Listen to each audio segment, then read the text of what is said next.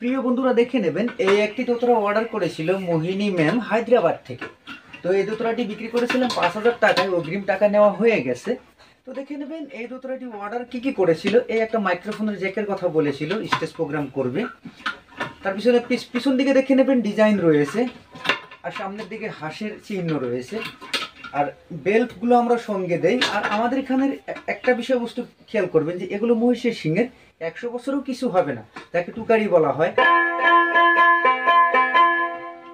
তার দোতরাটি ছিল orange colour, দেখে নেবেন যতটুকু সম্ভব আমি চেষ্টা করেছি, বার্নিশ পলিশ। এখন আমি এই দোতরাটি সাউন্ড কোয়ালিটি শোনাবার জন্য চেষ্টা করব, সাউন্ড শুনে নেবেন।